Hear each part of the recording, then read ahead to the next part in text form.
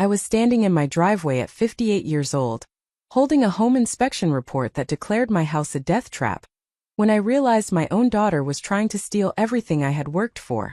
The inspector my daughter hired pointed at the foundation with dramatic concern, his voice grave as he explained how the entire structure was compromised and unsafe for habitation.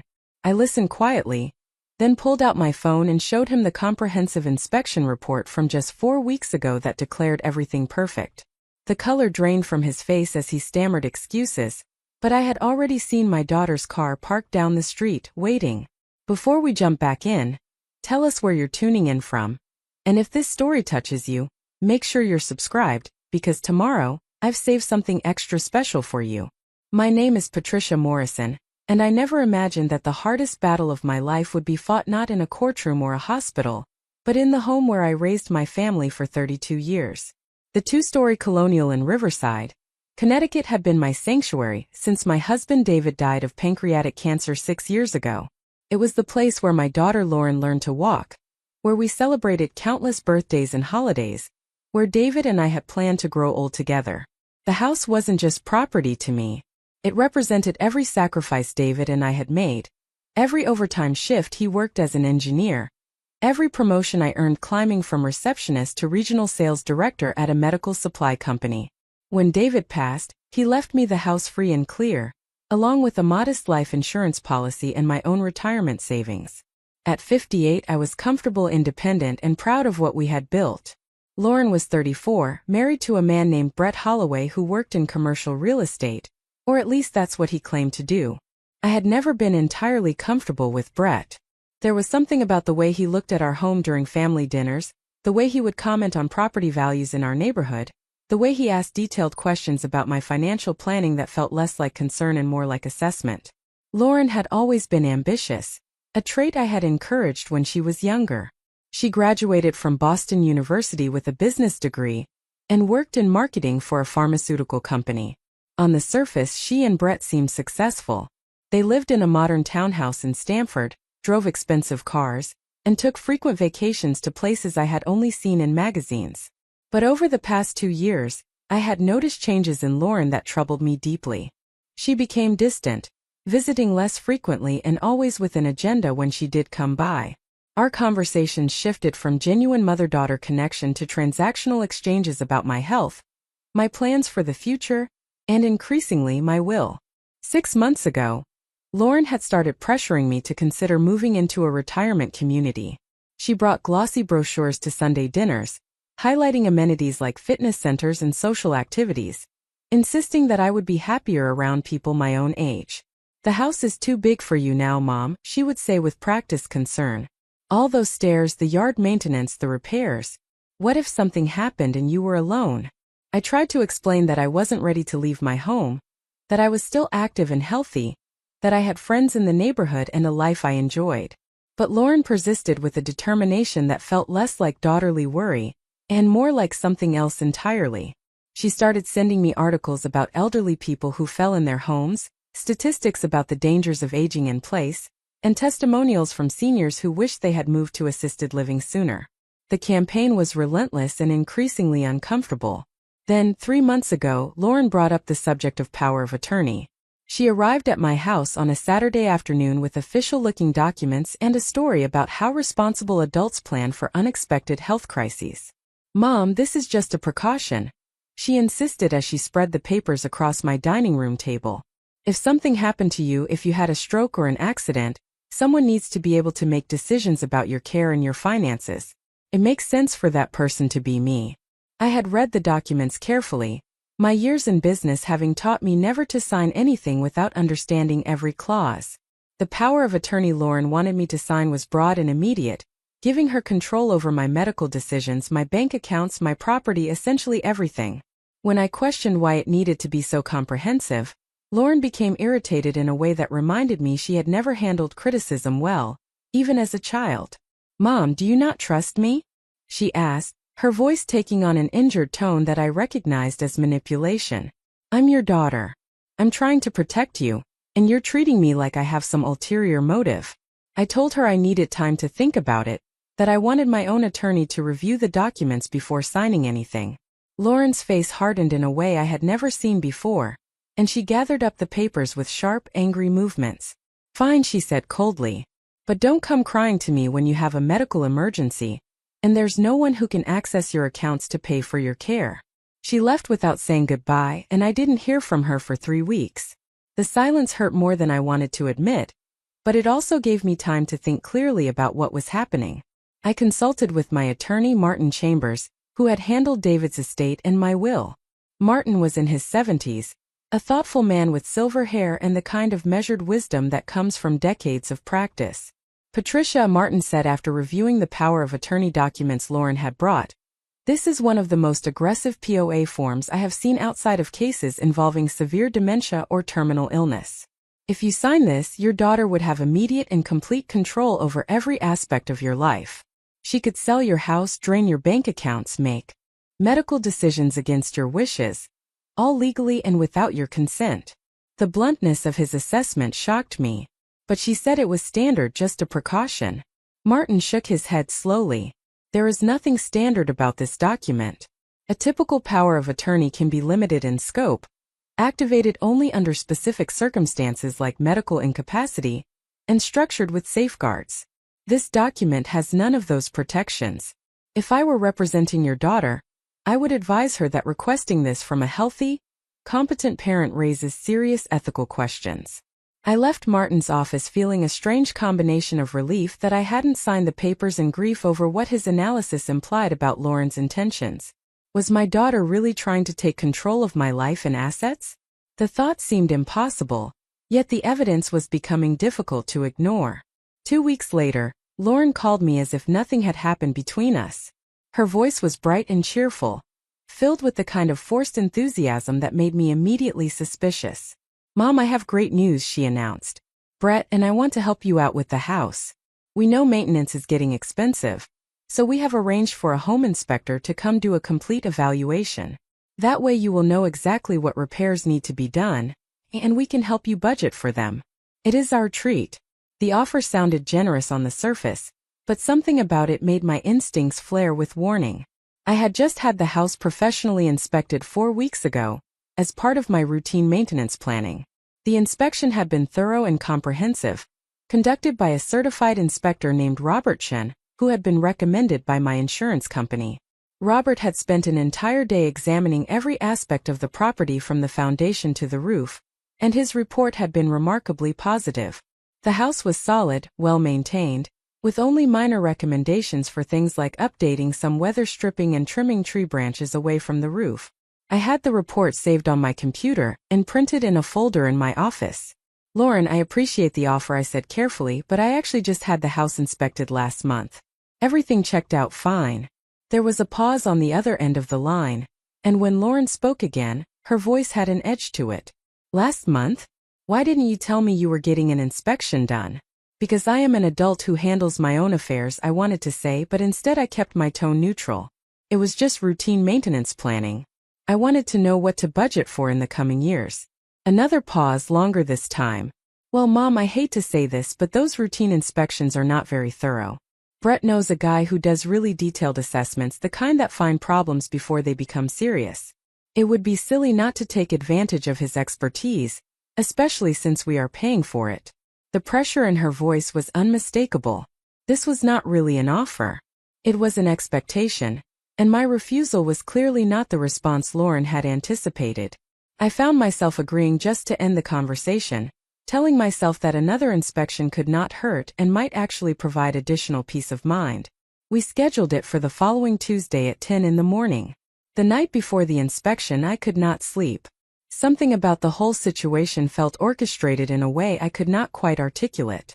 I kept thinking about the power of attorney documents, about Lauren's increasing pressure for me to move out of my home, about the way Brett always seemed to be calculating something when he looked around my property. At 2 in the morning, I got out of bed and went to my office where I kept all my important documents. I pulled out Robert Chen's inspection report and read through it again carefully. The report was 38 pages long, meticulously detailed, with photographs documenting every area of the house. Foundation: excellent condition, no cracks or settling. Roof: replaced 8 years ago. Excellent condition with approximately 12 to 15 years remaining lifespan. Electrical. Updated to code, no safety concerns. Plumbing. Good condition, no leaks detected. HVAC. Well maintained, functioning properly. The list went on room by room, system by system. Robert had found nothing that would require immediate attention, and nothing that would compromise the safety or value of the property. I made copies of the entire report, putting one set in my safe deposit box at the bank and keeping another set in my car. I was not sure why I felt compelled to do this, but my instincts were screaming that I needed to protect this evidence. On Tuesday morning, I made coffee and tried to appear calm when the doorbell rang at exactly 10. The man standing on my porch was about 40, wearing a polo shirt with a company logo I did not recognize and carrying a clipboard and inspection equipment. Preparing and narrating this story took us a lot of time, so if you are enjoying it, subscribe to our channel, it means a lot to us. Now back to the story. He introduced himself as Dennis Crawford from Premier Property Assessments, and shook my hand with the kind of aggressive firmness that always struck me as compensating for something. "Mrs. Morrison, thank you for allowing me to conduct this evaluation," Dennis said with a smile that did not reach his eyes. "Your daughter and son-in-law are very concerned about your safety, and want to make sure this property is sound." The phrasing bothered me immediately. Not concerned about the property, but concerned about my safety, as if I were some fragile elderly woman who could not be trusted to maintain my own home. I showed Dennis inside and offered to give him a tour, but he waved me off dismissively. "I have done hundreds of these assessments, ma'am. I know what to look for. Why don't you just relax and let me do my job?" There was something patronizing in his tone that set my teeth on edge, but I nodded and retreated to my kitchen where I could watch him work through the doorway. Dennis moved through the house with purpose, but I noticed he was not conducting the kind of thorough examination Robertson had performed. He did not use moisture meters or thermal imaging equipment. He did not check the electrical panel carefully or test the plumbing fixtures. Instead, he seemed to be taking photographs and making notes on his clipboard, spending more time documenting than actually inspecting. After about 90 minutes, Dennis returned to the kitchen where I was reading the newspaper and making notes of my own about his behavior. He set his clipboard down on the table with a heavy sigh that sounded rehearsed. "Mrs. Morrison, I am afraid I have some very serious concerns about this property." I set down my coffee cup and looked at him steadily. "What kind of concerns?" Dennis launched into a detailed recitation of alleged problems. The foundation had significant cracks that indicated structural settling. The roof had water damage that suggested active leaks. The electrical system was outdated and potentially dangerous. The plumbing showed signs of corrosion that could lead to catastrophic failure. The HVAC system was operating beyond its safe lifespan. On and on he went, painting a picture of a house that was essentially uninhabitable and potentially dangerous. As he spoke, I felt my blood pressure rising, but I kept my expression neutral and my voice calm. "That is very concerning," I said evenly. "Can you show me specifically where you found these problems?" Dennis hesitated for just a fraction of a second, but I caught it. "Of course," he said, standing up. "Let's start with the foundation." We went to the basement, and Dennis pointed to a hairline crack in the concrete wall near the water heater. "This crack indicates serious settling," he said with grave authority. "It's the kind of thing that can compromise the entire structural integrity of the house. If you don't address this immediately, you could be looking at foundation failure that would cost hundreds of thousands of dollars to repair." I looked at the crack he was indicating. It was the same hairline crack that Robertson had photographed and noted in his report as a common superficial crack related to concrete curing, cosmetic only, no structural concern. The crack had been there when David and I bought the house 32 years ago. Our home inspector then had said exactly what Robertson said now, that it was nothing to worry about. "Dennis," I said quietly, "can you explain how you determine this crack represents active settling rather than a superficial curing crack?" He blinked at me, clearly not expecting technical questions. "The pattern and depth suggest active movement," he said, his voice less certain than before. "Did you use any instruments to measure the depth or width of the crack?" I asked. "Did you check for corresponding cracks elsewhere in the foundation? Did you look for signs of door or window frame distortion that would indicate actual settling?" Dennis's jaw tightened. "Mrs. Morrison, I have been doing this for 15 years. I know a structural problem when I see one. I pulled out my phone and opened the photos from Robert Chen's report. This is the same crack photographed by a certified inspector 4 weeks ago. He documented it as cosmetic only, with no structural significance. Would you like to see his full analysis? The color began to drain from Dennis's face, but he recovered quickly. Well, sometimes these things develop rapidly. What was fine a month ago might have worsened. Concrete does not develop structural cracks in 4 weeks, I replied. Let's look at the roof damage you mentioned. We went upstairs to the attic access, and Dennis pointed to some discoloration on the wood near one of the roof vents. This is clear evidence of water infiltration, he declared. You probably have active leaks that are causing rot in the roof decking. This is a safety hazard that needs immediate attention. I took a photograph of the area he was indicating and pulled up another image from Robert Chen's report. This discoloration was photographed and analyzed last month. It's residue from condensation that occurred during a particularly humid period several years ago. The area was tested for moisture and found to be completely dry. There is no active leak and no rot. Would you like to see the moisture readings? Dennis was sweating now, and I could see him calculating his next move. Mrs. Morrison, I think you are misunderstanding the severity of these issues. Your previous inspector might have missed things, or maybe he was not as thorough as he should have been. Or maybe, I said, my voice still calm but with steel underneath it. You are not conducting an actual inspection but rather documenting false problems to serve someone else's agenda. The accusation hung in the air between us. Dennis's expression shifted from defensive to angry. I don't know what you are implying, but I am a licensed professional. If you don't want my expert opinion, then I'll just complete my report and submit it to your daughter who hired me. There it was. The confirmation that this inspection was not about the house at all, but about creating a narrative that Lauren could use for whatever purpose she had in mind. I pulled out the full copy of Robert Chen's inspection report and handed it to Dennis. You can submit whatever report you want, I said evenly, but I will be submitting this comprehensive inspection from a certified inspector to anyone who asks about the condition of my property. I will also be very interested to see if your report matches the actual condition of this house, or if it represents fraudulent misrepresentation for financial gain. Dennis stared at the report in his hands, and I watched him realize that whatever plan he had been part of was falling apart. He set the report down on the table and began gathering his equipment without another word. I think we are done here, he muttered. I followed him to the front door and watched as he loaded his equipment into his truck. As he pulled away from the curb, I noticed a silver sedan parked 3 houses down on the opposite side of the street. Even from a distance, I recognized it as Lauren's car. She had been waiting, watching, expecting to hear that her hired inspector had found exactly the problem she needed him to find. I pulled out my phone and took a photograph of her car, then walked calmly back into my house and locked the door.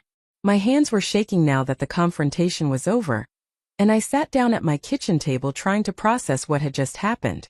My daughter had hired someone to create a fraudulent inspection report, declaring my house unsafe. The implications were staggering. If I had not had Robert Chen's inspection to counter Dennis's claims, if I had not known enough to question his findings, I might have believed that my home was actually dangerous. And then what? Lauren would have insisted I move immediately, perhaps into one of those retirement communities she had been pushing. She would have argued that the house needed to be sold quickly, before the foundation failed or the roof collapsed. As my daughter and probably my power of attorney if I had been frightened enough to sign those documents, she could have orchestrated the entire sale, controlled the proceeds, and effectively taken everything I had. The phone rang, making me jump. Lauren's name appeared on the caller ID, and I let it ring 4 times before answering, using those seconds to steady my voice. Hi, sweetheart, I said, as if nothing unusual had happened. Mom, how did the inspection go? Lauren's voice was bright with false cheer. Did Dennis find anything concerning? He found several things he claimed were concerning, I replied carefully. But fortunately, I had just had a very thorough inspection done last month, so I was able to compare his findings with a certified inspector's report. There was a long silence on the other end of the line. What do you mean you compared them? I mean, I showed Dennis Crawford the comprehensive inspection report from Robert Chen that documents the actual condition of every system in this house. Interestingly, Dennis's concerns did not match the findings from a certified inspector. In fact, Dennis seemed to be documenting problems that don't actually exist. Another silence, and I could almost hear Lauren's mind racing to recalibrate her approach. Mom, maybe this Robertson person missed things. Brett says Dennis is one of the best inspectors in the area. Brett says, I noted, not Dennis's credentials speak for themselves or I verified his qualifications, but Brett says, as if my son-in-law's opinion should override documented evidence. Lauren, I said, keeping my voice level, why did you feel it was necessary to have my house inspected when I told you I had just had it done professionally?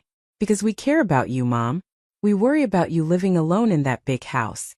If there are problems, we want to help you address them before something bad happens. And if this inspection had found serious problems, what would you have suggested I do? I could hear the hesitation in her breathing before she answered. Well, obviously you would need to get them fixed. But if they were as serious as Dennis seemed to think, it might make more sense to sell the house and move somewhere safer, somewhere where you would not have to worry about maintenance and repairs. There it was, delivered with such practiced concern that I might have believed it if I had not seen the manipulation for what it was. Lauren, I am not selling my house. This home is structurally sound, well-maintained, and exactly where I want to be. The inspection you arranged was not about my safety. It was about creating justification for me to leave my home so you could, what exactly? Sell it? Control the proceeds? She gasped with theatrical offense. Mom, how can you say that? I'm your daughter. Everything I do is because I love you and want what is best for you. If that were true, I said quietly, you would respect my decisions about my own life instead of trying to manipulate me into doing what you want. You would not bring me fraudulent power of attorney documents. You would not hire someone to create a false inspection report. You would not be parked down the street right now waiting to see if your plan worked. The sharp intake of breath told me my observation about her car had hit home. I'm not, she started, but I cut her off. Lauren, I can see your car from my window. I took a photograph of it. Just like I made copies of the real inspection report and the power of attorney documents you tried to pressure me into signing. I have documentation of everything, and I am not going to let you gaslight me into thinking I am incompetent or unsafe in my own home. Mom, you are being paranoid. This is exactly why we are worried about you. You are seeing conspiracies where there is just family trying to help. The classic abuser's response, I thought. Accuse the victim of being irrational for recognizing the abuse. I had seen this pattern in business dealings for years. People who got caught in dishonest behavior immediately claiming that anyone who called them out was overreacting or misunderstanding. I am going to hang up now, I said calmly. I suggest you and Brett reconsider whatever plans you have regarding my property and my life, because I am not cooperating with them. I have legal representation, documented evidence of your attempts at manipulation, and I am completely competent to manage my own affairs.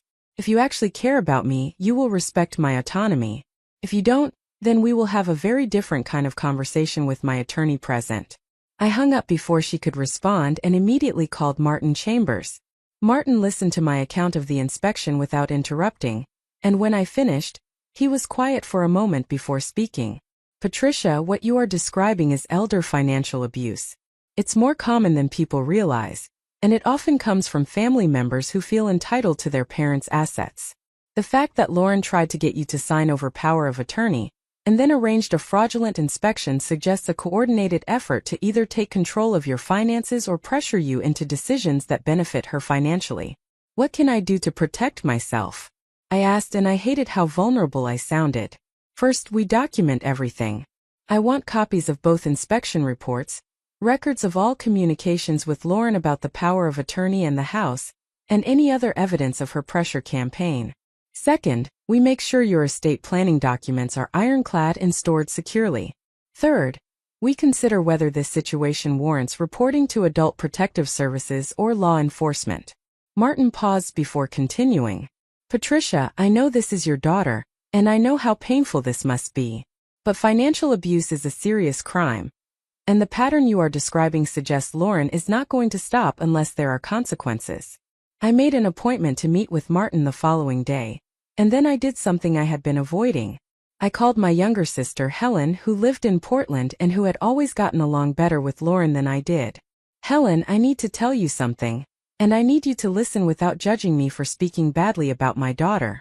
Over the next hour, I walked Helen through everything that had happened. Unlike Lauren, Helen actually listened. When I finished, she was quiet for a long moment.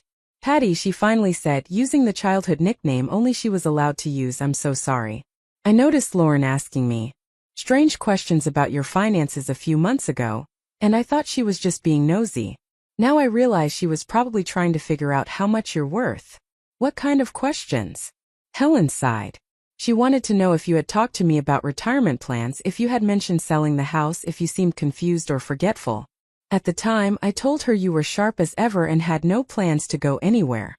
She seemed annoyed by that answer and I thought it was weird, but I did not connect it to anything sinister. Now I feel like an idiot for not seeing what she was doing." "You are not an idiot," I assured her. "She's my daughter, and even I did not want to see it until the evidence was overwhelming." Helen and I talked for another hour, and by the end of the conversation I felt less alone than I had in months. She promised to document any future conversations with Lauren, and to serve as a witness if needed. After we hung up, I sat in my quiet house and let myself feel the full weight of what was happening. My daughter, the baby I had carried and birthed and raised, the child I had sacrificed for and worried over and loved unconditionally, was trying to steal my home and my independence.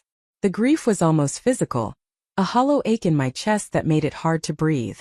But underneath the grief was something else. Anger. Not the hot, explosive kind, but the cold, determined anger that comes from being underestimated and betrayed. Lauren had made the mistake of thinking I was weak, that age had made me vulnerable and easy to manipulate.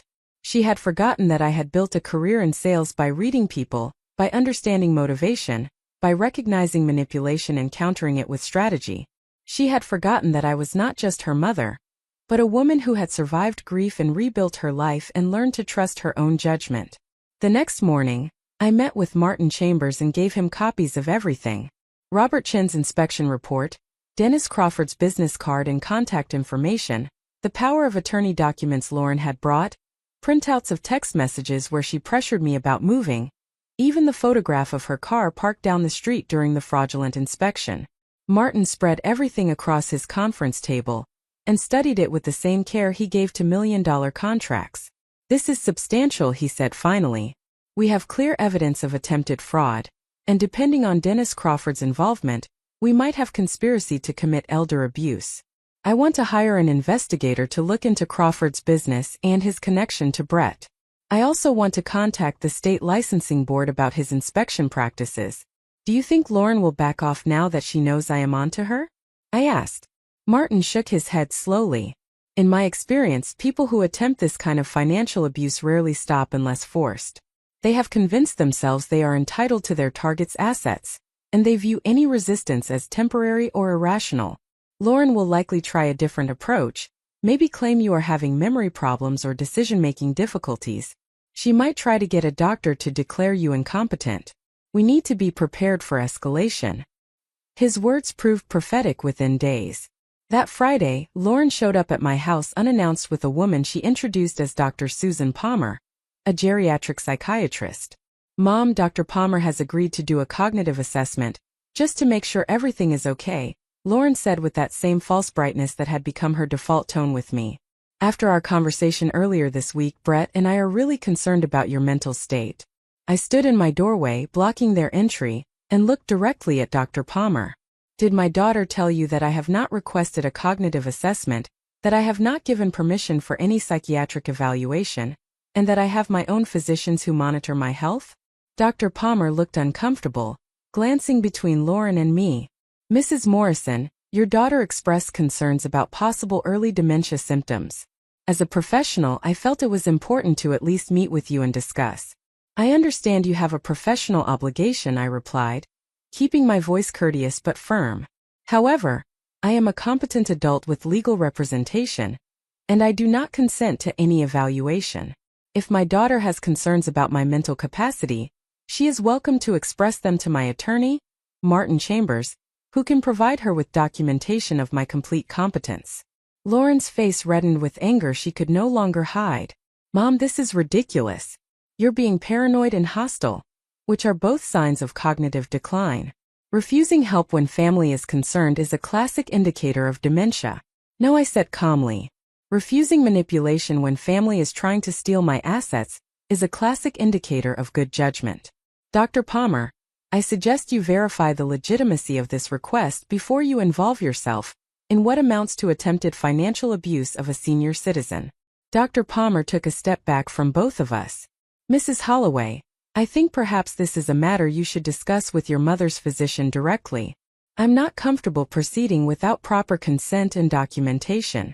Lauren watched Dr. Palmer retreat to her car with an expression of fury that made her look like a stranger. When she turned back to me, the mask of concerned daughter was completely gone. You are going to regret this, she hissed. That house should be mine. Dad would have wanted me to have it, and you are being selfish hanging on to it when you're obviously not capable of maintaining it properly. Your father, I said quietly, left the house to me because he trusted me to make my own decisions about it. He never suggested you were entitled to inherit while I was still alive.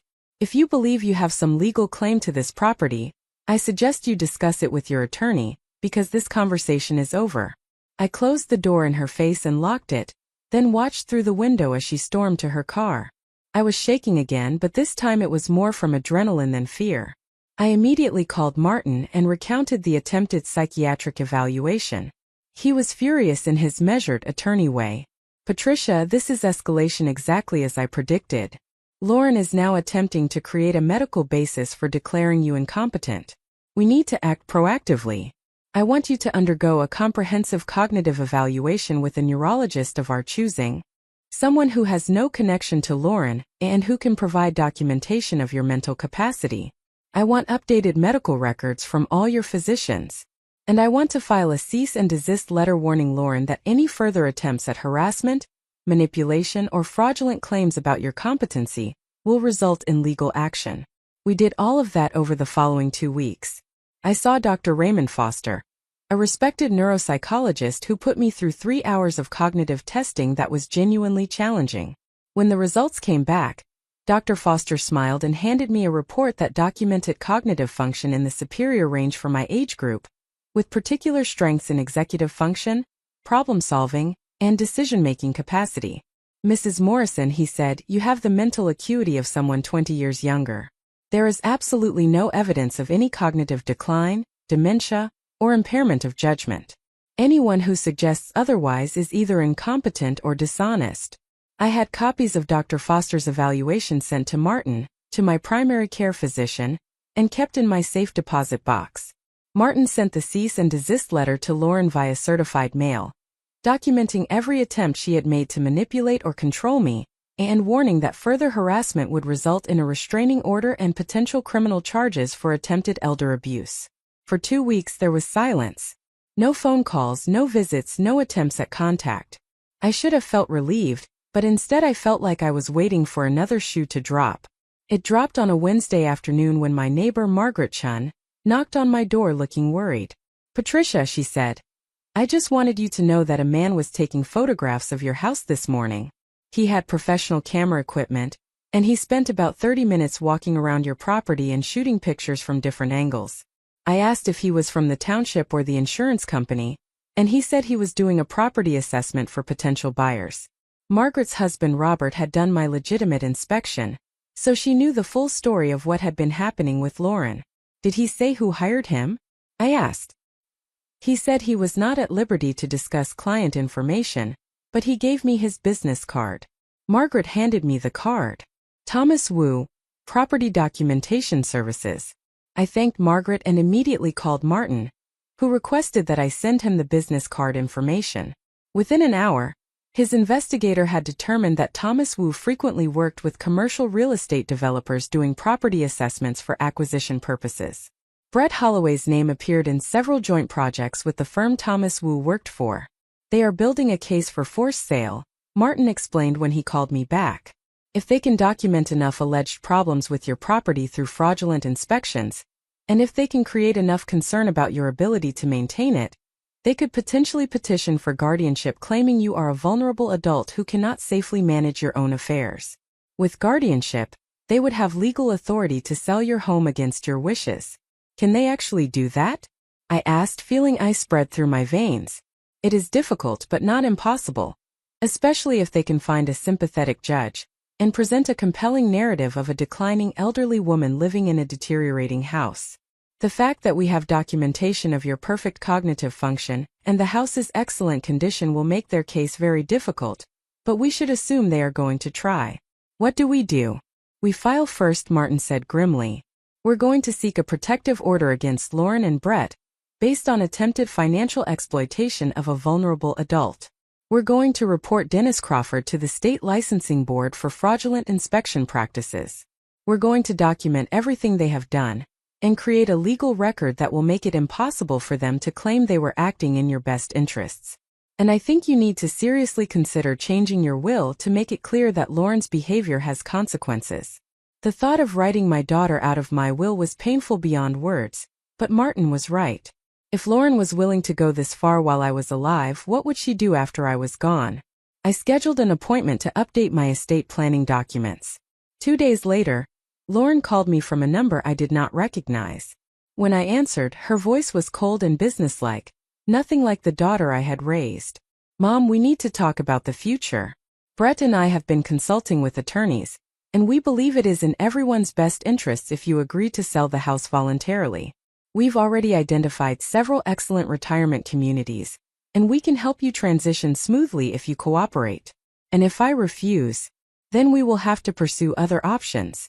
Mom, you need to understand that we are trying to help you. If you force us to go to court to protect you from yourself, it's going to be expensive and embarrassing for everyone. The courts tend to side with family members who are genuinely concerned about elderly parents. I let her finish, and then I spoke with perfect calm. Lauren, you should know that I have retained legal counsel who has documented every attempt you have made to manipulate, defraud, or coerce me over the past 6 months. I have comprehensive cognitive evaluations proving I am perfectly competent. I have inspection reports proving my house is in excellent condition. I have evidence of your conspiracy with fraudulent inspectors and property assessors. If you attempt to pursue guardianship or any other legal action against me, I will not only defend myself vigorously, I will countersue for attempted elder abuse and financial exploitation. Additionally, my will has been updated to reflect your behavior, and you should be aware that any further harassment will have serious consequences for your inheritance. There was shocked silence on the other end of the line. You would not, she finally said. I already have, I replied. Lauren, I loved you unconditionally for 34 years. I would have given you anything you needed. But you chose greed over love, manipulation over honesty, and betrayal over family.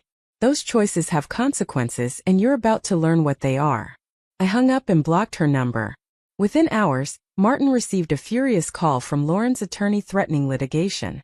Martin calmly explained that we welcomed her attempt to prove in court that a woman with superior cognitive function and a perfectly maintained home needed a guardian, and that we would be filing counterclaims for elder abuse, harassment, conspiracy to commit fraud, and intentional infliction of emotional distress. We would also be seeking sanctions against any attorney who participated in frivolous guardianship proceedings designed to facilitate financial exploitation. Lauren's attorney withdrew from representation the next day. The State Licensing Board opened an investigation into Dennis Crawford's inspection practices after Martin provided them with evidence that Crawford had created fraudulent reports for multiple properties where family members were attempting to force elderly homeowners into selling. Crawford's license was suspended pending the investigation. Thomas Wu's Property Documentation Services received a cease and desist letter warning that any further trespass on my property or harassment of me or my neighbors would result in criminal complaints and civil action. For weeks I waited for the next move, but none came. Lauren had finally realized that her target was not the confused, vulnerable elderly woman she had imagined, but a competent, legally represented person who was fighting back with documentation, evidence, and professional support. She had underestimated me completely, and that miscalculation had cost her everything she had been trying to steal, and potentially her entire inheritance. 3 months later, I sat in Martin's office finalizing my updated will and estate plan. The document was clear and specific about why Lauren was receiving only the minimum required by law, rather than the generous inheritance I had originally planned. It documented her attempts at manipulation, fraud, and exploitation, creating a legal record that would be difficult for her to challenge. Martin, I said as we finished the paperwork, Part of me still can't believe my own daughter did this. How do parents protect themselves from their own children? Martin had seen enough estate battles to have strong opinions on the subject. Education and documentation, he said firmly. People need to understand that elder financial abuse is common, that it often comes from family members, and that protecting yourself is not paranoid or suspicious, it's practical. Trust but verify. Love your children but maintain your independence. Be generous but protect your assets. And document everything, because the truth is your best defense against manipulation. I left Martin's office feeling a strange sense of peace. I had fought for my independence and won. The house that David and I built our life in remained mine. My finances remained under my control, and my future remained my choice. Lauren had tried to take all of that and she had failed. That evening I sat on my porch watching the sunset and thinking about the difference between the family I had hoped for and the reality I had discovered. Lauren was not the daughter I had raised, or perhaps she was exactly the daughter I had raised and I had just refused to see the selfishness and entitlement that had always been there. Either way, our relationship was over, not because I chose to end it, but because she had destroyed it with her choices. But I was not alone. Helen called me weekly. Margaret and Robertson had become close friends. Martin Chambers had proved that loyalty and integrity still existed in the world. I had built a new life based on truth rather than denial, independence rather than dependence, and chosen relationships rather than obligatory ones. My phone buzzed with a text from an unknown number. I recognized the tone immediately. It was Lauren, using yet another number I had not blocked. Mom, please. We need to talk.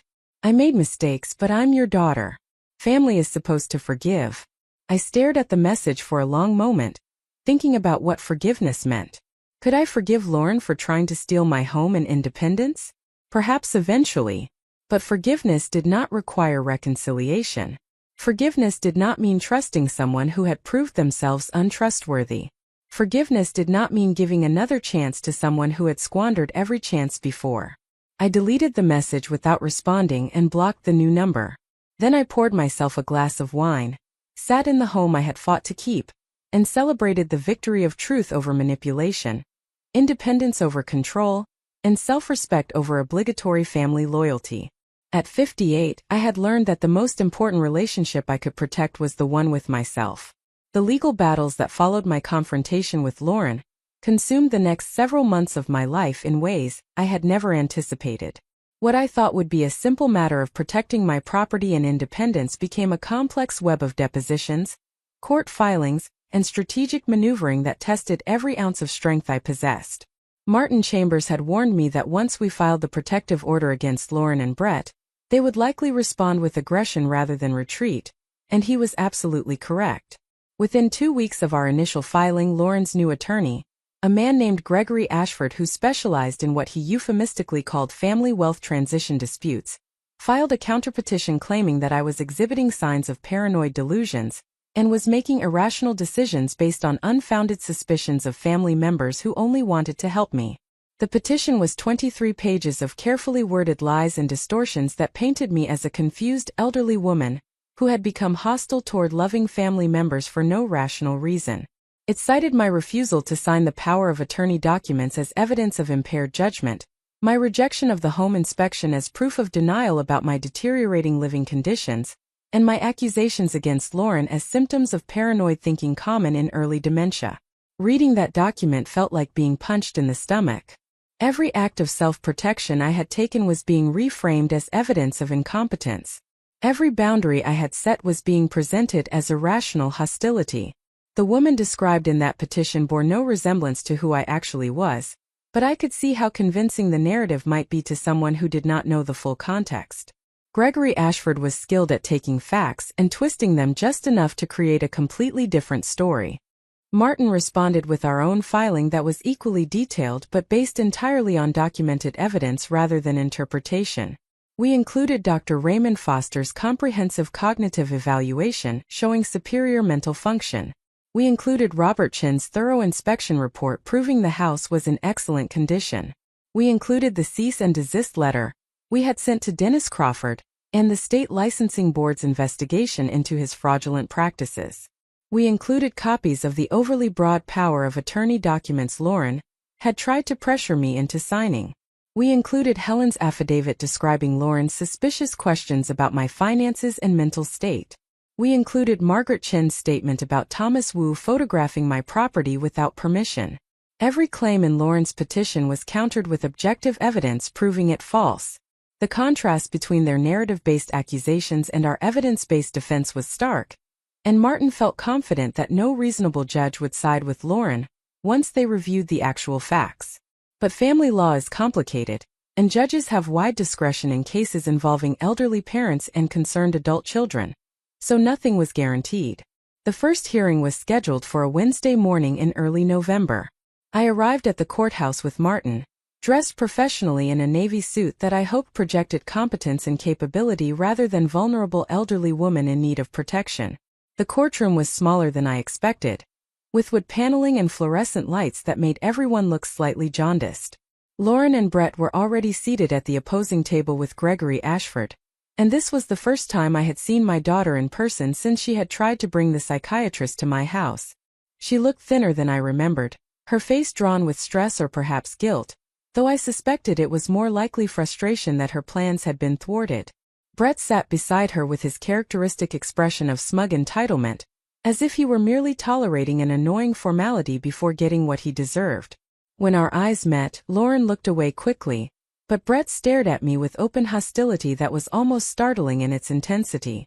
Judge Catherine Brennan entered the courtroom and we all stood. She was a woman in her early 60s with steel gray hair, and the kind of no-nonsense demeanor that suggested she had seen every variation of family dispute and had little patience for manipulation or theatrics. She reviewed the case files in silence for several minutes while we all waited, and I found myself studying her face for any indication of how she was interpreting the competing narratives before her. When she finally looked up, her expression was carefully neutral.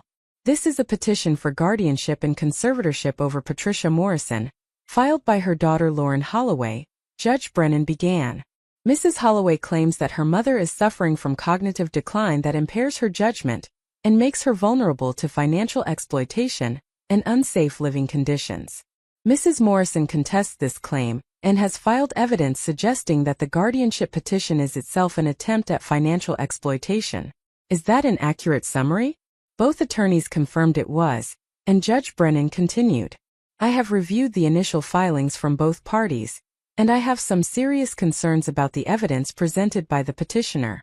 Mr. Ashford, your client's petition relies heavily on Mrs. Morrison's refusal to sign broad power of attorney documents and her rejection of a home inspection that she claims was fraudulent. However, Mrs. Morrison has provided evidence that she underwent a different home inspection just weeks before the one your client arranged, and that inspection found the property to be in excellent condition. Can you explain this discrepancy?" Gregory Ashford stood with practiced confidence. "Your Honor, our position is that Mrs. Morrison's first inspection was inadequate and failed to identify serious problems that the second inspector found. Mrs. Morrison's refusal to acknowledge these problems and her hostile reaction to family members who were trying to help her address them are consistent with the kind of denial and paranoia that often accompany early cognitive decline." Judge Brennan looked at him steadily. "Mr. Ashford, I have here a report from the State Licensing Board indicating that Dennis Crawford, the inspector your client hired, is currently under investigation for creating fraudulent inspection reports in multiple cases involving family members attempting to pressure elderly homeowners into selling their properties. Are you aware of this investigation?" The color drained slightly from Ashford's face, and I saw him glance quickly at Lauren, who was staring at her hands. "Your Honor, I was not aware of any investigation. My client assured me that Mr. Crawford was a reputable professional." "That may be what your client told you," Judge Brennan replied, "but the evidence suggests otherwise. I also have here a comprehensive cognitive evaluation from Dr. Raymond Foster, a board-certified neuropsychologist with over 30 years of experience, documenting that Mrs. Morrison's cognitive function is not only normal but superior for her age group. Do you have any medical evidence that contradicts Dr. Foster's evaluation?" Ashford shuffled through his papers. "We have concerns expressed by family members about Mrs. Morrison's behavior, Your Honor.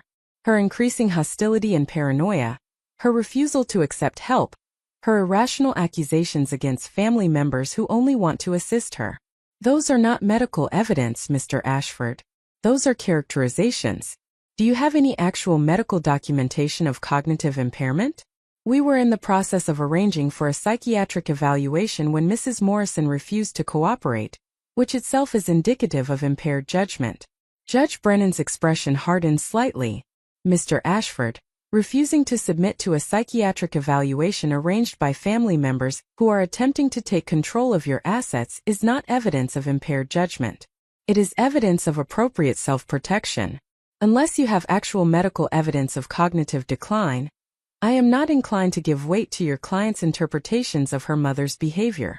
Martin stood to present our case, and his calm professionalism was a stark contrast to Ashford's increasingly defensive posture. Your Honor, the evidence clearly shows that Mrs. Morrison is a competent adult who has been the target of a coordinated campaign by her daughter and son-in-law to force her out of her home and gain control of her assets. We have documentation of attempts to pressure her into signing an overly broad power of attorney that would have given her daughter immediate and complete control over her finances and medical decisions.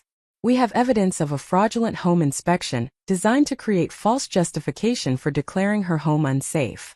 We have witness statements describing suspicious inquiries about Mrs. Morrison's mental state and finances. And we have Mrs. Morrison's own testimony, which I believe Your Honor will find to be articulate, rational, and completely consistent with someone exercising appropriate judgment to protect herself from financial exploitation.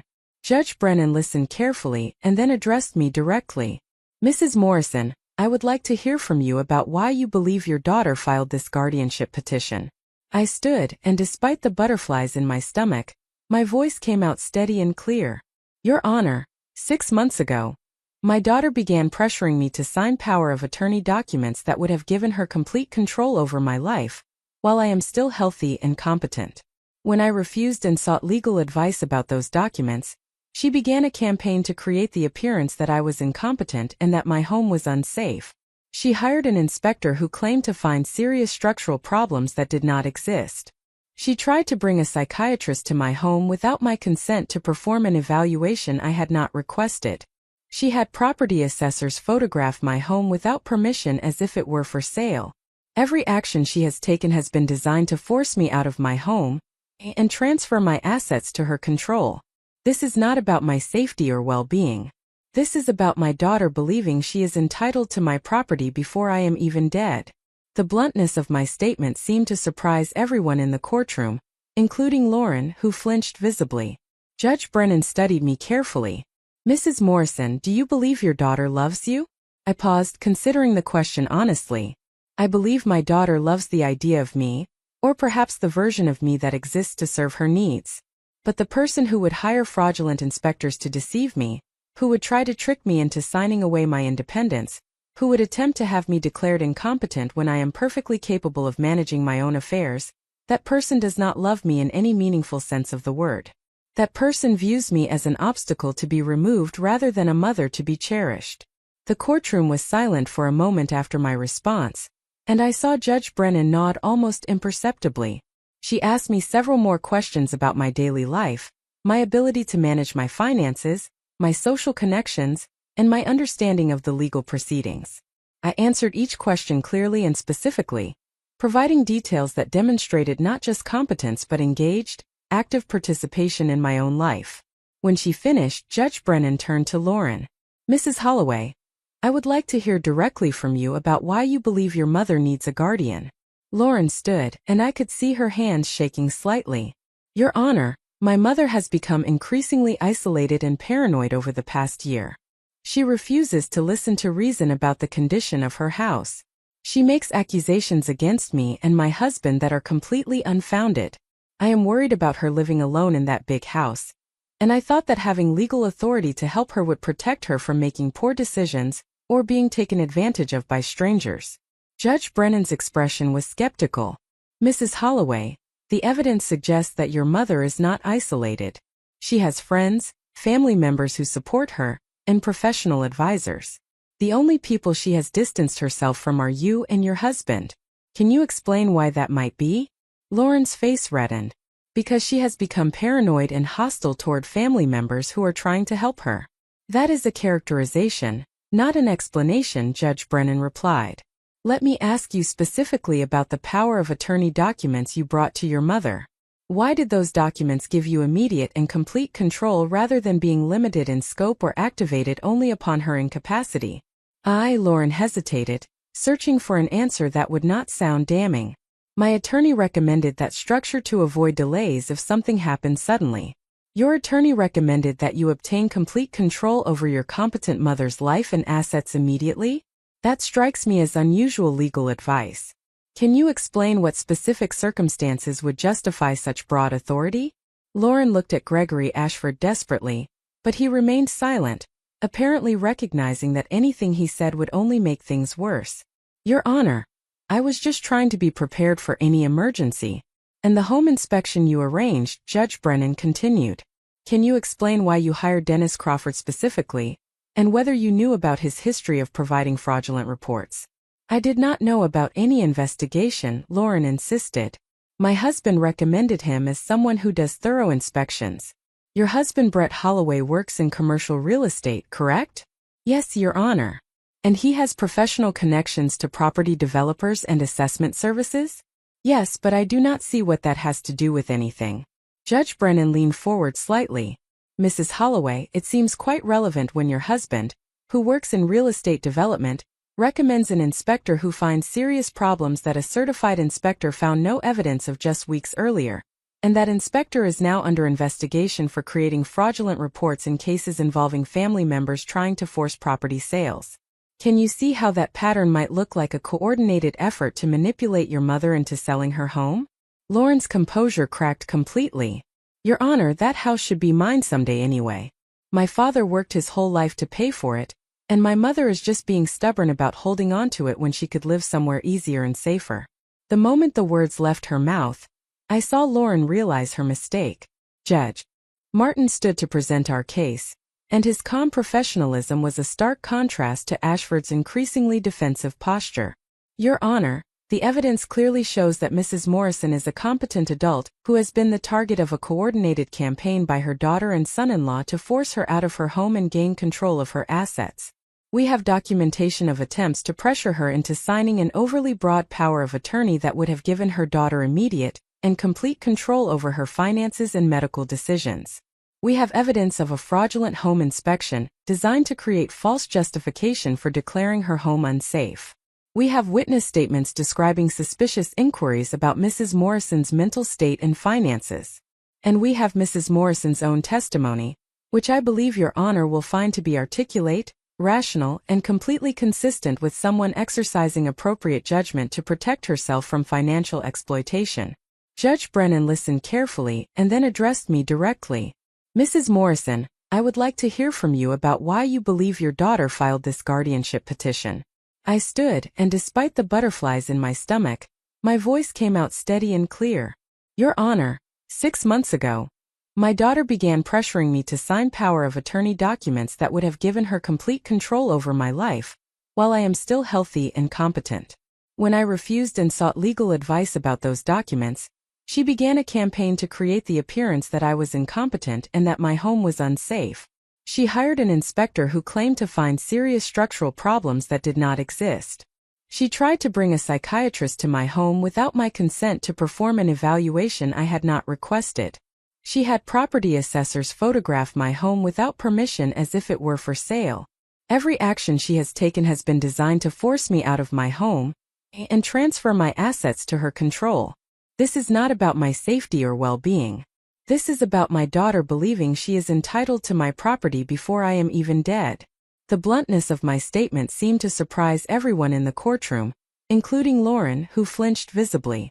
Judge Brennan studied me carefully. Mrs. Morrison, do you believe your daughter loves you? I paused, considering the question honestly. I believe my daughter loves the idea of me, or perhaps the version of me that exists to serve her needs. But the person who would hire fraudulent inspectors to deceive me, who would try to trick me into signing away my independence, who would attempt to have me declared incompetent when I am perfectly capable of managing my own affairs, that person does not love me in any meaningful sense of the word. That person views me as an obstacle to be removed rather than a mother to be cherished. The courtroom was silent for a moment after my response, And I saw Judge Brennan nod almost imperceptibly. She asked me several more questions about my daily life, my ability to manage my finances, my social connections, and my understanding of the legal proceedings. I answered each question clearly and specifically, providing details that demonstrated not just competence but engaged, active participation in my own life. When she finished, Judge Brennan turned to Lauren. "Mrs. Holloway, I would like to hear directly from you about why you believe your mother needs a guardian." Lauren stood, and I could see her hands shaking slightly. "Your Honor, my mother has become increasingly isolated and paranoid over the past year. She refuses to listen to reason about the condition of her house. She makes accusations against me and my husband that are completely unfounded. I am worried about her living alone in that big house, and I thought that having legal authority to help her would protect her from making poor decisions or being taken advantage of by strangers." Judge Brennan's expression was skeptical. "Mrs. Holloway, the evidence suggests that your mother is not isolated. She has friends, family members who support her, and professional advisors. The only people she has distanced herself from are you and your husband. Can you explain why that might be?" Lauren's face reddened. "Because she has become paranoid and hostile toward family members who are trying to help her." "That is a characterization, not an explanation," Judge Brennan replied. "Let me ask you specifically about the power of attorney documents you brought to your mother. Why did those documents give you immediate and complete control rather than being limited in scope or activated only upon her incapacity?" Lauren hesitated, searching for an answer that would not sound damning. "My attorney recommended that structure to avoid delays if something happened suddenly." "Your attorney recommended that you obtain complete control over your competent mother's life and assets immediately? That strikes me as unusual legal advice. Can you explain what specific circumstances would justify such broad authority?"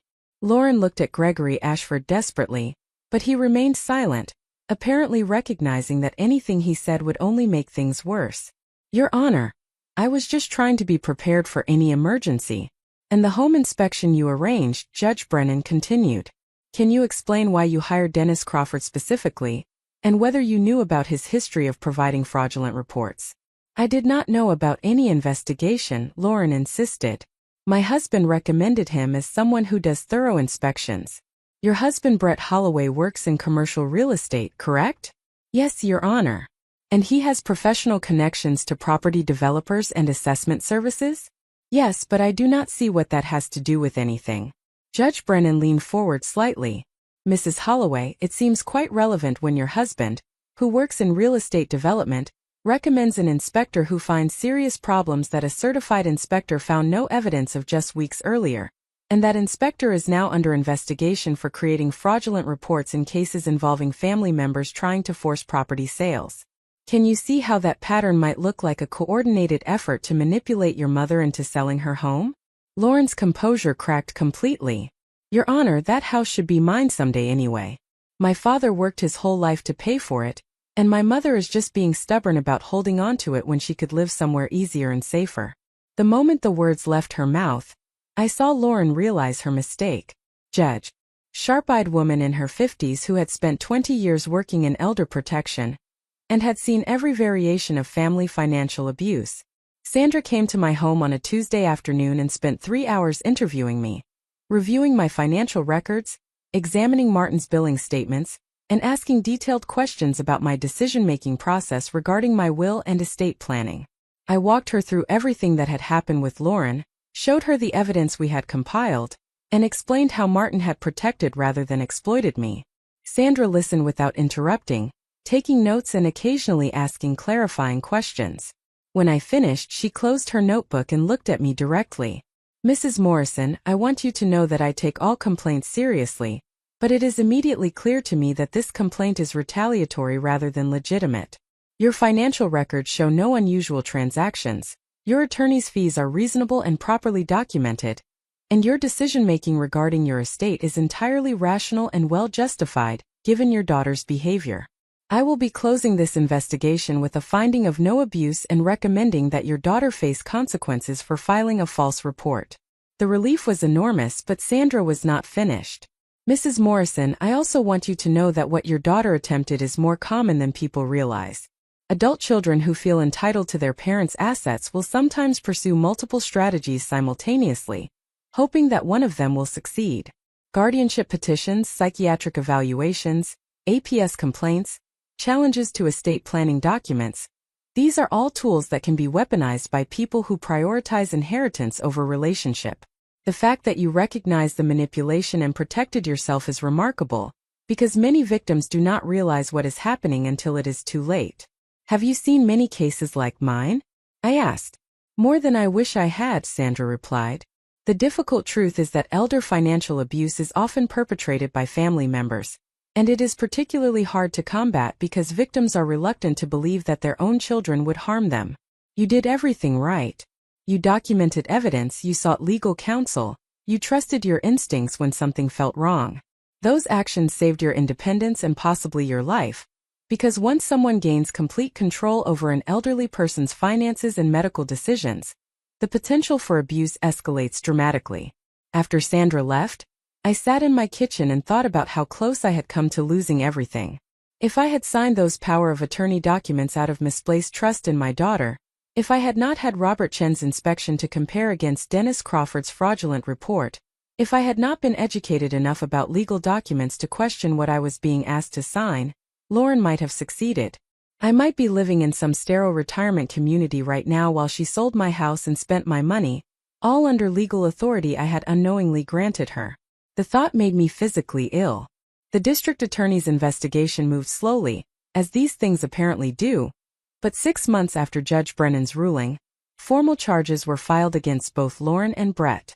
Lauren was charged with attempted fraud, filing false legal documents, and conspiracy to commit elder abuse. Brett was charged as a co-conspirator, and with subordination of fraudulent business practices for his role in connecting Lauren with Dennis Crawford and Thomas Wu. Dennis Crawford faced his own charges related to the fraudulent inspection reports he had created for multiple clients. The arraignment was scheduled for a morning in late spring, and Martin asked if I wanted to attend. I debated with myself for days about whether seeing Lauren in court again would provide closure, or just reopen wounds that were slowly beginning to heal. Ultimately, I decided to go, not because I wanted to gloat or hurt her further, but because I needed to see this chapter reach its conclusion. I needed to witness the moment when consequences arrived for actions that could have destroyed my life. The courtroom was different from the one where Judge Brennan had heard the guardianship case, larger and more formal, with the kind of institutional gravity that comes from handling criminal matters rather than civil disputes. Lauren and Brett sat at the defense table with their new attorney, a public defender named Michael Torres who looked too young to be handling cases this serious. When Lauren saw me in the gallery, her face went through a series of expressions: surprise, shame, anger, resentment, settling finally on something that looked like defeat. The prosecutor, an assistant district attorney named Rachel Kim, was a compact woman with glasses and an air of thorough competence. She presented the charges clearly and methodically, outlining the evidence of Lauren and Brett's scheme to fraudulently gain control of my assets through manufactured claims of my incompetence and my home's deterioration. The attempted fraud charges carry penalties of up to 5 years in prison, Ms. Kim explained to the judge. The conspiracy to commit elder abuse charges carry additional penalties of up to 3 years. Given the deliberate and premeditated nature of the defendant's actions, and the vulnerability of their intended victim, the state believes these charges are entirely appropriate and intends to prosecute them to the full extent of the law. Michael Torres stood to respond, and I could see him struggling to find a defense strategy that would not require him to argue facts that were thoroughly documented.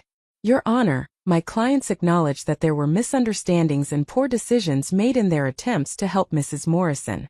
However, we believe that criminal charges are excessive given that no actual financial harm occurred, and that my client's intentions, however misguided, were rooted in genuine concern for a family member. Judge William Patterson, an older man with a deeply lined face that suggested he had heard every excuse and justification imaginable, looked at Torres with something close to pity. Mr. Torres, the evidence I have reviewed suggests that your clients engaged in a systematic campaign of fraud and manipulation, designed to strip a competent woman of her autonomy and assets. The fact that they were unsuccessful due to Mrs. Morrison's vigilance does not mitigate the seriousness of their attempt. Attempted fraud is still fraud even when it fails. Furthermore, the vulnerability of the intended victim makes this a particularly egregious offense. These are not excessive charges. They are appropriate charges for the conduct alleged. Torres tried again. Your Honor, we would like to request that my clients be allowed to enter a plea agreement in exchange for reduced charges and probation, rather than incarceration. They have no prior criminal records, they have stable employment, and Mrs. Holloway has expressed genuine remorse for the pain her actions caused her mother. Judge Patterson turned to Rachel Kim. What is the state's position on a plea agreement? Ms. Kim's expression was firm. Your Honor, the state is willing to consider a plea agreement only if the defendants plead guilty to all charges, agree to complete restitution for Mrs. Morrison's legal fees and expenses, perform substantial community service related to elder abuse prevention, and accept a suspended sentence with the understanding that any future contact with Mrs. Morrison, or any similar conduct would result in immediate incarceration. We are not willing to reduce the charges, because the conduct warrants the serious legal response these charges represent. Lauren's attorney asked for time to consult with his clients, and I watched as the three of them huddled together at the defense table, having a whispered conversation punctuated by Lauren's occasional gestures of frustration. After 10 minutes, Torres stood again. Your Honor, my clients are willing to accept the plea agreement as outlined by the prosecutor. Judge Patterson nodded. Very well. The defendants will return in 2 weeks for formal plea entry and sentencing. In the meantime, the protective order against contact with Mrs. Morrison remains in full effect. As the hearing concluded and Lauren was led out of the courtroom, she turned to look at me one more time. Our eyes met across the distance, and I saw in her face something I had never seen before: recognition that she had genuinely lost. Not just the case, not just her expected inheritance, but the relationship itself. Whatever bond had existed between mother and daughter had been severed by her choices, and that severance was permanent. I felt nothing in that moment except a quiet sense of completion. 2 weeks later, I returned to court for the plea and sentencing hearing. This time I brought Helen with me for support, and we sat together in the gallery watching as Lauren and Brett formally entered guilty pleas to all charges. Judge Patterson accepted the pleas and moved directly to sentencing. Lauren Holloway and Brett Holloway, you have pleaded guilty to attempted fraud, filing false legal documents, and conspiracy to commit elder abuse against Patricia Morrison. These are serious crimes that strike at the heart of family trust, and the protection society owes to its vulnerable members. While I acknowledge that you have no prior criminal records, I cannot overlook the calculated and deliberate nature of your actions. You spent months planning and executing a scheme to deprive a competent woman of her autonomy and property. You recruited professionals to participate in your fraud. You attempted to manipulate the legal system into giving you authority you had not earned and did not deserve. The fact that you were unsuccessful does not diminish the gravity of your attempt. Judge Patterson paused and looked directly at Lauren. Mrs. Holloway, what you did to your mother is particularly reprehensible, because it exploited the trust that should exist between parent and child. Your mother loved you, supported you, and planned to leave you a generous inheritance. Rather than wait for that natural inheritance and maintain a loving relationship, you chose greed and betrayal.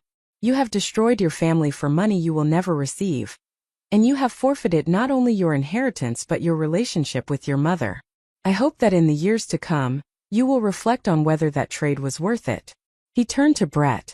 Mr. Holloway, you enabled and encouraged your wife's betrayal of her mother. Your professional connections were instrumental in recruiting fraudulent inspectors and property assessors. Your influence pushed what might have been merely a difficult family dynamic into criminal conduct. You too must face the consequences of those choices. The sentences Judge Patterson imposed were substantial even with the plea agreement. Lauren and Brett each received 5-year suspended sentences, meaning they would not serve time immediately, but any violation of their probation conditions would result in incarceration. They were ordered to pay my complete legal fees and expenses, which totaled over $60,000. They were each required to complete 500 hours of community service, specifically working with organizations that protect elderly people from abuse. And the protective order was made permanent, meaning they could never contact me again for any reason without facing immediate criminal consequences. As the final gavel fell and the hearing concluded, I felt Helen take my hand and squeeze it supportively. "It's really over," she whispered. "Yes," I replied. "It's really over."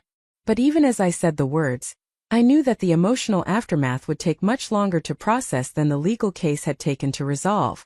The following months brought a strange kind of peace mixed with occasional waves of grief that would hit me without warning. I would be working in my garden, the garden that I had fought so hard to keep, and suddenly find myself crying for the daughter I thought I had, the relationship I thought we shared, the future I had imagined where we would grow closer as I aged rather than becoming adversaries in a courtroom. Helen reminded me during one of these grief episodes that I was not mourning the loss of Lauren, but rather the loss of my illusions about who Lauren actually was. "You are grieving the death of a relationship that never really existed," she said gently. "The daughter you thought you had, who would cherish you and protect you and value your well-being over money, that daughter was always a fiction you created, because you wanted to believe the best of your child. The real Lauren, the one who..." Torres, the evidence I have reviewed suggests that your clients engaged in a systematic campaign of fraud and manipulation, designed to strip a competent woman of her autonomy and assets. The fact that they were unsuccessful due to Mrs. Morrison's vigilance does not mitigate the seriousness of their attempt. Attempted fraud is still fraud even when it fails. Furthermore, the vulnerability of the intended victim makes this a particularly egregious offense. These are not excessive charges. They are appropriate charges for the conduct alleged. Torres tried again. "Your Honor, we would like to request that my clients be allowed to enter a plea agreement in exchange for reduced charges and probation, rather than incarceration. They have no prior criminal records, they have stable employment, and Mrs. Holloway has expressed genuine remorse for the pain her actions caused her mother." Judge Patterson turned to Rachel Kim. "What is the state's position on a plea agreement?" Ms. Kim's expression was firm. "Your Honor, the state is willing to consider a plea agreement only if the defendants plead guilty to all charges, agree to complete restitution for Mrs. Morrison's legal fees and expenses, perform substantial community service related to elder abuse prevention, and accept a suspended sentence with the understanding that any future contact with Mrs. Morrison, or any similar conduct would result in immediate incarceration. We are not willing to reduce the charges, because the conduct warrants the serious legal response these charges represent." Lauren's attorney asked for time to consult with his clients, and I watched as the three of them huddled together at the defense table, having a whispered conversation punctuated by Lauren's occasional gestures of frustration. After 10 minutes, Torres stood again. "Your Honor, my clients are willing to accept the plea agreement as outlined by the prosecutor." Judge Patterson nodded. "Very well. The defendants will return in 2 weeks for formal plea entry and sentencing. In the meantime, the protective order against contact with Mrs. Morrison remains in full effect." As the hearing concluded and Lauren was led out of the courtroom, she turned to look at me one more time. Our eyes met across the distance, and I saw in her face something I had never seen before: recognition that she had genuinely lost. Not just the case, not just her expected inheritance, but the relationship itself. Whatever bond had existed between mother and daughter had been severed by her choices, and that severance was permanent. I felt nothing in that moment except a quiet sense of completion. 2 weeks later, I returned to court for the plea and sentencing hearing. This time I brought Helen with me for support, and we sat together in the gallery watching as Lauren and Brett formally entered guilty pleas to all charges. Judge Patterson accepted the pleas and moved directly to sentencing. "Lauren Holloway and Brett Holloway, you have pleaded guilty to attempted fraud, filing false legal documents, and conspiracy to commit elder abuse against Patricia Morrison. These are serious crimes that strike at the heart of family trust, and the protection society owes to its vulnerable members. While I acknowledge that you have no prior criminal records, I cannot overlook the calculated and deliberate nature of your actions. You spent months planning and executing a scheme to deprive a competent woman of her autonomy and property. You recruited professionals to participate in your fraud. You attempted to manipulate the legal system into giving you authority you had not earned and did not deserve. The fact that you were unsuccessful does not diminish the gravity of your attempt." Judge Patterson paused and looked directly at Lauren. "Mrs. Holloway, what you did to your mother is particularly reprehensible, because it exploited the trust that should exist between parent and child. Your mother loved you, supported you, and planned to leave you a generous inheritance. Rather than wait for that natural inheritance and maintain a loving relationship, You chose greed and betrayal. You have destroyed your family for money you will never receive. And you have forfeited not only your inheritance but your relationship with your mother. I hope that in the years to come, you will reflect on whether that trade was worth it. He turned to Brett. Mr. Holloway, you enabled and encouraged your wife's betrayal of her mother. Your professional connections were instrumental in recruiting fraudulent inspectors and property assessors. Your influence pushed what might have been merely a difficult family dynamic into criminal conduct. You too must face the consequences of those choices. The sentences Judge Patterson imposed were substantial even with the plea agreement. Lauren and Brett each received 5-year suspended sentences, meaning they would not serve time immediately, but any violation of their probation conditions would result in incarceration. They were ordered to pay my complete legal fees and expenses, which totaled over $60,000. They were each required to complete 500 hours of community service, specifically working with organizations that protect elderly people from abuse. And the protective order was made permanent, meaning they could never contact me again for any reason without facing immediate criminal consequences. As the final gavel fell and the hearing concluded, I felt Helen take my hand and squeeze it supportively. "It's really over," she whispered. "Yes," I replied. "It's really over." But even as I said the words, I knew that the emotional aftermath would take much longer to process than the legal case had taken to resolve. The following months brought a strange kind of peace mixed with occasional waves of grief that would hit me without warning. I would be working in my garden, the garden that I had fought so hard to keep, and suddenly find myself crying for the daughter I thought I had, the relationship I thought we shared, the future I had imagined where we would grow closer as I aged rather than becoming adversaries in a courtroom. Helen reminded me during one of these grief episodes that I was not mourning the loss of Lauren, but rather the loss of my illusions about who Lauren actually was. "You are grieving the death of a relationship that never really existed," she said gently. "The daughter you thought you had, who would cherish you and protect you and value your well-being over money, that daughter was always a fiction you created, because you wanted to believe the best of your child. The real Lauren, the one who..." 2 years after Judge Patterson's sentencing hearing, I received an unexpected letter from someone I had not heard from since the legal proceedings ended. It was from Michael Torres, the public defender who had represented Lauren and Brett. "Mrs. Morrison," the letter began, "I hope this letter finds you well, and that you will forgive the intrusion of contact through postal mail. I want you to know that representing your daughter and son-in-law in their criminal case was one of the most ethically challenging experiences of my career. As a defense attorney, I am obligated to provide the best representation I can to my clients regardless of the nature of their alleged crimes. However, I must tell you that reviewing the evidence of what they attempted to do to you was deeply disturbing. The calculated nature of their scheme, the manipulation of professionals and systems, the willingness to destroy their relationship with you for financial gain, all of it represented a level of family betrayal that I found genuinely shocking. I am writing to you now because Lauren Holloway has recently contacted me, asking if I thought there was any possibility of reconciliation with you. She claims to have gained insight through therapy and her community service work into how wrong her actions were. She wanted to know if I thought you might be willing to meet with her to discuss rebuilding some form of relationship.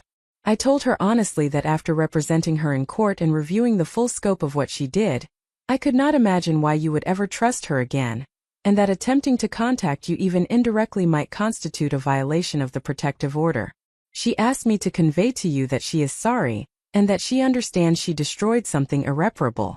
I am sharing this not because I think you owe your daughter anything you do not, but because I thought you might want to know that she has at least reached a point of acknowledging the gravity of her actions.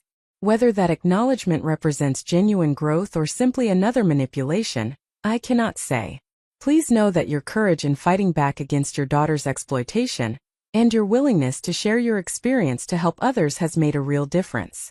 I have shared your story with identifying details removed, with other elderly clients facing similar situations, and your example has given several of them the strength to protect themselves. Thank you for that, and I wish you continued health and peace. I read Michael Torres's letter 3 times, trying to process my feelings about Lauren's reported remorse. Was it genuine? Had she truly gained insight into how wrong her actions were? Or was this simply another strategy, an attempt to make me lower my guard by appealing to my desire for reconciliation? I shared the letter with Martin, who read it carefully before responding. Patricia, only you can decide whether you believe Lauren's remorse is genuine, or whether you have any interest in reconciliation. But I would urge you to consider what reconciliation would actually look like. Even if Lauren is sincerely sorry, that does not mean she is safe to have in your life. Remorse does not undo behavior patterns that took years to develop. It does not eliminate the entitlement that led her to believe she deserved your assets before you were dead. And it does not change the fact that she spent months systematically trying to destroy your independence through fraud and manipulation. You can forgive her if you choose without ever speaking to her again. Forgiveness is about your peace, not about giving her another chance to hurt you. Martin was right, and I knew it. I could forgive Lauren for what she had done, could release the anger and resentment that occasionally still surfaced, without ever having to see her or speak to her again. Forgiveness did not require reconciliation, and reconciliation with someone who had tried to steal everything I had would be foolish rather than compassionate. I wrote a brief response to Michael Torres thanking him for his letter, and informing him that while I hoped Lauren had genuinely learned from her consequences, I had no interest in contact or reconciliation of any kind. The protective order would remain in place, and any attempt by Lauren to reach me even indirectly would be treated as a violation. I asked him to convey to Lauren that the best thing she could do for me was to respect my boundaries and leave me alone. Whether she accepted that message or viewed it as a temporary setback, I would probably never know. But I had said what needed to be said, and I could move forward knowing I had made the choice that protected my well-being rather than prioritizing Lauren's feelings or desires. The third anniversary of Judge Brennan's ruling denying Lauren's guardianship petition fell on a crisp autumn day, and I marked it by hosting a small gathering at my home for the Silver Defenders and some other friends who had supported me through the legal battles. We sat in my living room, the living room Lauren had tried to convince courts and professionals I was no longer capable of maintaining, and we celebrated survival, independence, and the power of documentation and legal knowledge to protect vulnerable people from exploitation. Robert Chun was there with Margaret, and he presented me with a framed copy of his original inspection report, the document that had been crucial in proving Dennis Crawford's report fraudulent. "This inspection saved your independence," he said as he handed it to me. "I am honored that my work played a role in protecting you." I hung the framed inspection in my office where I could see it every day. A reminder that sometimes the most important protection we can have is objective truth documented by professionals who have no agenda beyond accuracy. Helen raised a toast that evening. To Patricia, who showed all of us that getting older does not mean becoming vulnerable, that loving your children does not mean tolerating their abuse, and that fighting back against family betrayal is not only possible but necessary. We all raised our glasses, and I felt a profound sense of gratitude for the community I had built, the relationships based on mutual respect rather than obligation or manipulation. These people, Helen and Robert and Margaret and the Silver Defenders and my attorney Martin and the volunteers at Elder Rights Connecticut, they were my real family. They had chosen to support me, to stand with me, to celebrate my victories and mourn my losses. That choice, freely made and continually renewed, meant more than any biological connection ever could. As the evening wound down and guests began to leave, I stood on my porch watching the sun set over the neighborhood I loved, in the home I had fought to keep. At 61 years old, I was exactly where I wanted to be, surrounded by people who valued me, engaged in work that mattered, and free from the manipulation that had nearly destroyed everything I had built. Lauren had tried to steal my home, my independence, and my future. She had failed, and in failing, she had lost not only her expected inheritance, but something far more valuable that she probably did not even realize was gone until it was too late. She had lost the privilege of being part of my life. That was a consequence she would carry for the rest of her days, and it was exactly what her choices had earned her. 5 years have passed since that autumn gathering, and I find myself reflecting on how dramatically my life has changed from the woman I was when Lauren first brought those power of attorney documents to my dining room table. I am 66 now, and every year that passes feels like a victory, not just of survival but of thriving in ways I never imagined possible when I was fighting to protect my independence. The house remains mine, well-maintained and filled with the kind of warmth that comes from genuine connection rather than obligation. My garden has become something of a neighborhood landmark, and I spend my mornings there when weather permits, tending to roses and vegetables with a sense of peace that comes from knowing this space is truly mine and will remain so as long as I choose. The work with Elder Rights Connecticut expanded beyond anything I anticipated. What started as occasional speaking engagements became a formal program where I train other elderly survivors of financial exploitation to become advocates and educators. We have helped hundreds of people recognize warning signs, document evidence, and protect themselves from family members who view their parents as assets rather than people deserving of dignity and autonomy. Martin Chambers retired last year, and at his retirement party, he pulled me aside to tell me that my case had been one of the most satisfying of his entire career. Not because of the legal complexity, he said, but because you showed what is possible when someone refuses to be a victim and fights back with intelligence and determination. You changed the trajectory of elder law in this state, Patricia. Judges and attorneys now know that elderly people can and will fight exploitation, and that makes would-be abusers think twice. I never heard from Lauren again after Michael Torres conveyed my message about respecting boundaries. Whether she found peace with her choices or continues to resent losing what she felt entitled to, I do not know and no longer wonder about. The protective order remains in place, and I have built a life so full and meaningful that her absence creates no void. Helen visits regularly, and we have become each other's primary family, the relationship we should have had all along before my focus on Lauren consumed so much energy and attention.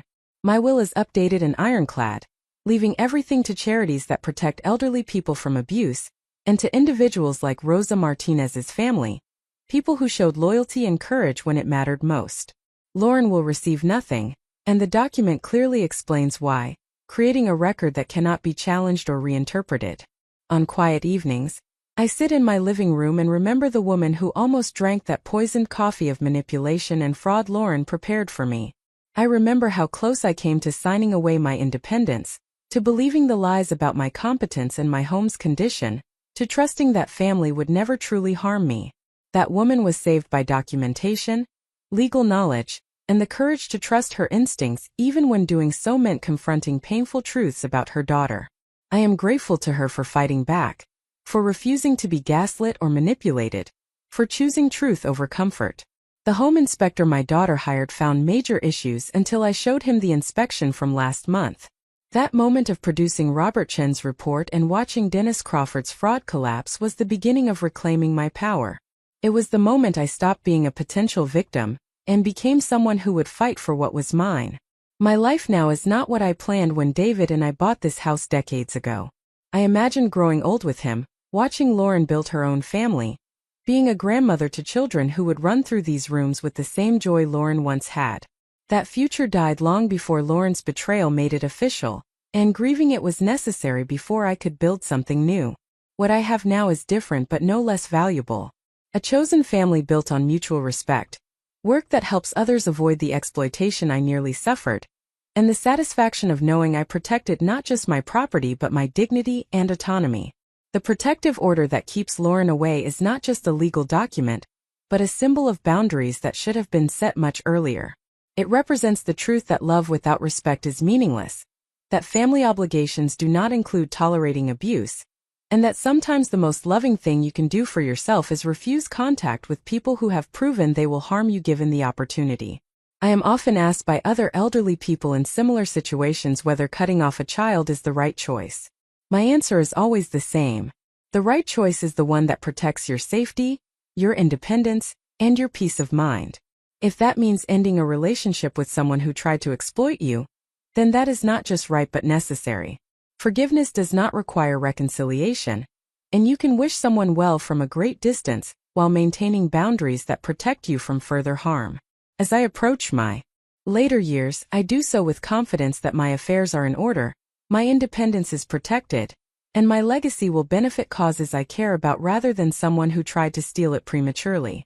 Lauren taught me the hardest lesson of my life, that biology creates connection but character creates family. She failed the character test in ways I could never have imagined, and the consequences she faces are entirely of her own making. The sun is setting on another day in the home I fought to keep, and I am content in ways that transcend material comfort or financial security. I am content because I know who I am, what I am capable of, and what I deserve. I am content because I chose truth over denial, boundaries over obligation, and self-protection over misplaced family loyalty. The home inspector my daughter hired tried to steal my future with lies about my present. Instead, his fraud exposed a truth I needed to see, and that truth, painful as it was, set me free to build the life I was meant to live. That is a gift I never expected from betrayal, but it is one I treasure nonetheless. Up next, you've got 2 more standout stories right on your screen. If this one hit the mark, you won't want to pass these up. Just click and check them out.